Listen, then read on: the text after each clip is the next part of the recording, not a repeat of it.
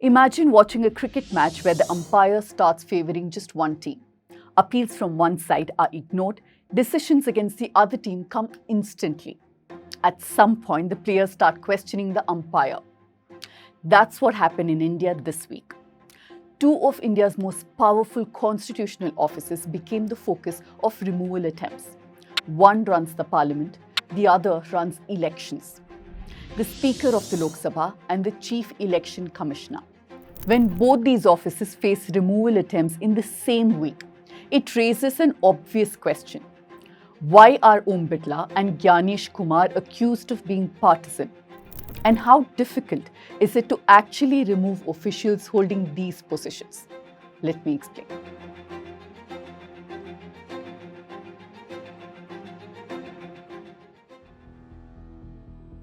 You may not feel it right now, but you actually have more power than you think. Around the world, we're seeing what happens when news is controlled by people with money or power. Independent journalism exists to push back against exactly that. But it survives only if people choose to support it. At the News Minute and News Laundry, we don't rely on advertisers or political patrons. We rely only on you. So right now, we are trying to add just 2,000 new subscribers to support our journalism for this entire year. If you think independent journalism matters, then this is the moment to back it.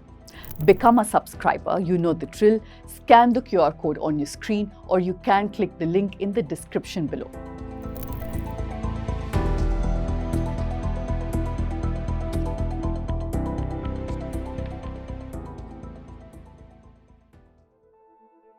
On 21st September 2023, BJP MP Ramesh Biduri used a communal slur against BSP MP Danish Ali in Lok Sabha, repeatedly targeting him because he's Muslim.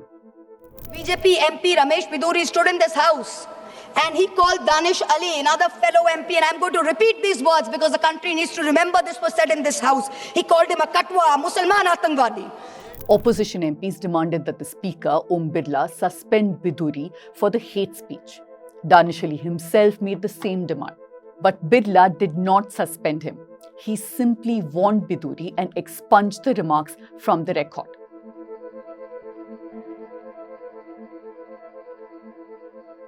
Now, you might think that Om Birla is a speaker who avoids suspending MPs, but that is far from the truth. During his tenure, the House has suspended more than 120 MPs. In fact, according to the Quint, of the 245 MPs suspended from the Lok Sabha since 2004, nearly half were suspended under Om Birla. That is his record. And as TMC MP Mahua Moitra pointed out, he is also a speaker under whom the House suspended only opposition MPs. He's the only speaker who has suspended only opposition MPs. But suspension was not the opposition's only concern. The Lok Sabha has not had a deputy speaker for nearly 7 years. Article 93 of the Constitution states that the House shall elect both a speaker and a deputy speaker.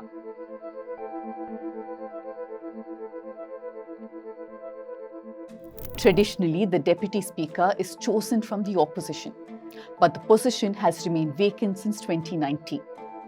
Another concern is how laws are actually made in Parliament. Before a bill becomes a law, it is convention to send it to a parliamentary standing committee. These committees that have both the ruling and opposition MPs do the detailed work behind the scenes. They call experts, examine every clause, and recommend changes. In other words, they slow the process down so that bad laws do not slip through.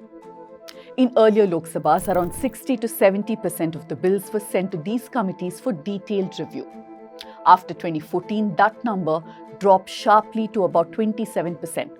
And in the most recent Lok Sabha, it has fallen even further.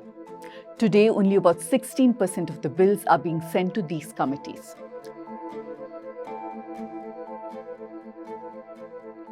Which means most laws are now passing without detailed parliamentary scrutiny. And this is not just about the rights of the opposition. It affects you and me directly, because these laws shape our lives every day. From taxes to technology to criminal law, they are supposed to be carefully examined before they're passed. but the Speaker is simply not sending the bills to the committees. Then there is the question of what Parliament is actually debating. Many major national issues have not received a full discussion in the Lok Sabha. Among them were the violence in Manipur, allegations involving the Adani Group following the report by Hindenburg Research, border tensions involving China, electoral rolls revision controversies in Bihar. Issues of this scale are exactly what Parliament exists to debate. MPs question the government, ministers respond, and the country gets to hear both sides. When those debates do not happen inside the Parliament, one of Parliament's core functions is weakened. The opposition has also alleged that their microphones tend to go mysteriously silent during debates, and the cameras in Parliament seem remarkably skilled at not showing opposition speakers. The government and ruling party MPs, meanwhile, have rejected these accusations. They say the Speaker has followed parliamentary rules and that disruptions by the opposition are responsible for many of the problems in the House. All these points were brought up in Parliament, and after several hours of debate, the motion to remove Om Birla was put to vote on March 11th. And not surprisingly, it was defeated by a voice vote. After the vote, Birla told the House he would continue to discharge his duties fairly and impartially. So the attempt to remove the Speaker has ended as of now. But the opposition parties are now preparing a bigger move, an attempt to remove the Chief Election Commissioner, the head of the institution responsible for conducting elections across India, and that position is currently held by Gyanesh Kumar. A Kerala cadre officer, Gyanesh Kumar recently made headlines for a lot of things. His insistence on speaking chaste Hindi. जमीनी स्तर पर सभी मतदाता, सभी राजनीतिक दल. Actually, that was the most harmless of the lot. His ridiculous explanation on why CCTV footage from polling booths cannot be given to parties. क्या अपनी माताओं, बहुओं, बेटियों सहित किसी भी मतदाता की सीसीटीवी वीडियो चुनाव आयोग को साझा करनी चाहिए क्या? His shifting goalposts on why SIR or a special intensive revision was being conducted in the first place. Opposition leaders say SIR has removed genuine voters from electoral lists. One of the most vocal critics of the CEC has been Mamata Banerjee. She has accused the Election Commission of deleting legitimate voters during the process. The Election Commission, of course, has denied these allegations, but removing the Chief Election Commissioner is far more difficult than removing the Speaker. Under the Indian law, the CEC can be removed in the same manner as a judge of the Supreme Court, and that means the process resembles impeachment. First, a motion must be introduced in Parliament. If it is introduced in the Lok Sabha, at least 100 MPs must sign the notice.